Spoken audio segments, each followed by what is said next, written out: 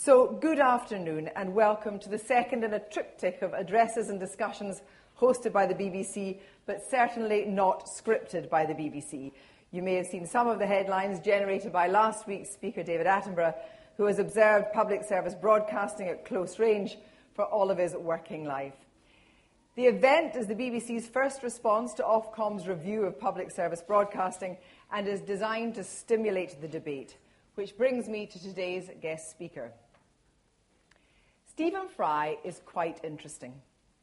From the moment his first play, called Latin, won a Fringe First, he's navigated his way through and contributed to our cultural life. From the Granada comedy series Al Fresco to the wonderful Blackadder, he starred in and is the executive producer of ITV's drama Kingdom and won plaudits for his work in the revival of the musical Me and My Girl. A stage actor and indeed a screen star, he also wrote and directed Bright Young Things. He reached a wide audience with his documentary, The Secret Life of a Manic Depressive, which won an Emmy among other awards, and he's making a series on America for the BBC. He's written his autobiography entitled Moab is My Washpot, and hosts a weekly quiz show. And last night he narrated an edition of The Natural World on the plight of the spectacled bear. So, in short, Stephen Fry is a Renaissance man. He isn't quite interesting, he's fascinating. Please welcome Stephen Fry. Thank you very much. How very kind. How very kind, ladies and gentlemen. Before I can even presume to dare to begin to expatiate on what sort of an organism I think the British Broadcasting Corporation should be, where I think the BBC should be going, how I think other British networks should be funded, what sort of programmes the BBC should make, develop and screen, and what range of pastries it should sell in its cafes, how much to the last penny it should pay its talent. Before any of that, I think I ought, in justice, to slog round the games field a couple of times, puffing out a kind of the BBC and me mini-biography. For like many of my age, weight and shoe size, the BBC is deeply stitched into my being. And it's important for me, as well as for you, to understand just how much. Only then can we judge the sense, value or otherwise of what I'm saying. It all began for me sitting under my mother's chair, aged 2, as she, teaching history at the time, marked essays. It was then that the Archers theme first penetrated my brain, never to leave. The voices of Franklin Engelman, Going Down Your Way, the women of the Petticoat Line, the panellists of 20 Questions, Many a Slip, My Word and My Music, all these solid, middle-class Radio 4, or rather home service at first, personalities populated my world. As I visited other people's houses, and aged 7 by now, took my own solid-state transistor radio off to boarding school with me, I was made aware of the Light programme, now Radio 2, and Sparky's Magic Piano, Puff the Magic Dragon and Nellie the Elephant. I also began a lifelong devotion to radio comedy, as Round the Horn, The Clitheroe Kid, I'm Sorry I'll Read That Again, Just a Minute, The Men from the Ministry, and Week Ending all made themselves known to me. This was a world in which the BBC had a cosy and almost complete monopoly of radio. There were things called pirate radio stations, about which Richard Curtis has just written a feature film, I believe. And these gave rise to Radio 1 and a whole generation of disc jockeys. But this was pop music, something that frightened and upset me then and frightens and upsets me now.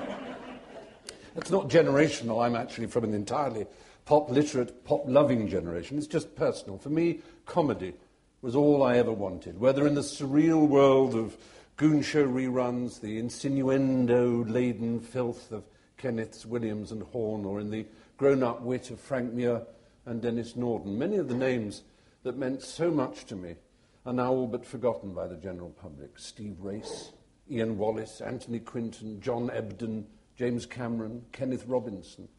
And in the past few years, a cruel swathe has been cut through the once lush grass of great radio personalities. Alistair Cook, Linda Smith, John Peel, David Hatch, Ned Sherrin, Alan Corran, and only yesterday I was at the funeral of the great Humphrey Lyttelton. Maybe this cruel swathe will be used as an excuse radically to reinvent radio. Radio 4 in particular is radically reinvented every 5 years or so, fortunately with no result whatsoever. Radical reinvention is not something that comes naturally to the British institutional mind. Indeed, if you have an institutional mind, a change of stationery is seismic and upsetting enough to qualify as root and branch restructuring.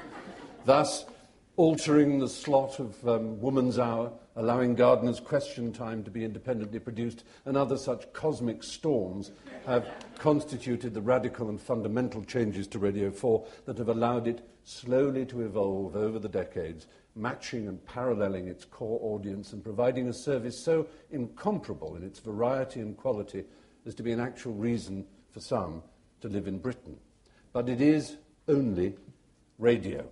Necessary to its survival has been the fact that the Associated Press, media tycoons, and the political classes don't care that much about it. Thus it has thrived, thriven, bethrifted.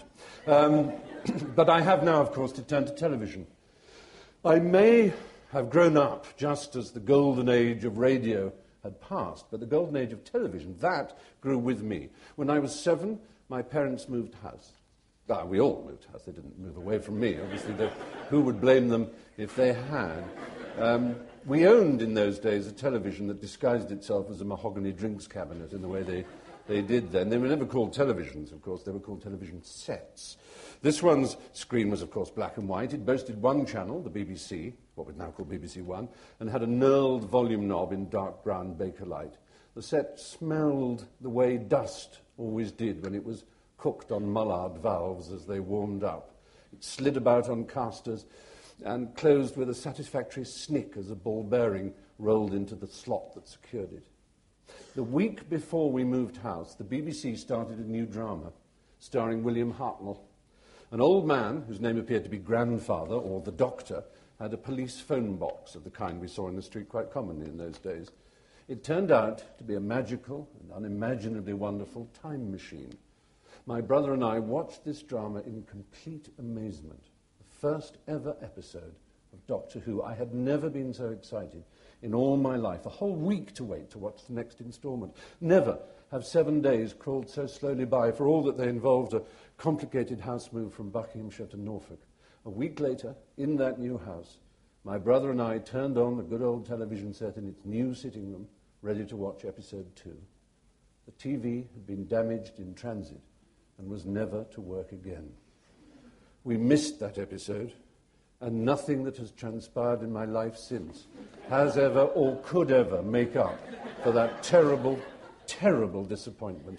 There is an empty space inside me that can never be filled.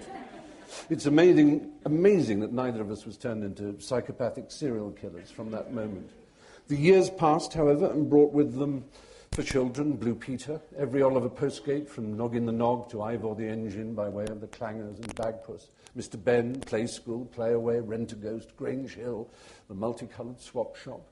How lucky our generation was, how spoiled. ITV played its part, of course it did, with Magpie and How and much else. There was a period of revolutionary drama from directors and writers such as Alan Clark, David Mercer, Ken Loach, Mike Leigh, Alan Plater, Michael Apted, Stephen Frears, Dennis Potter, Stephen Polyakov. Play of the month, play of the week, play for today, Cathy Come Home, Edna the Inebriate Woman, Pennies from Heaven, I Claudius, I Clavdivs as we called it, Tinker Tailor.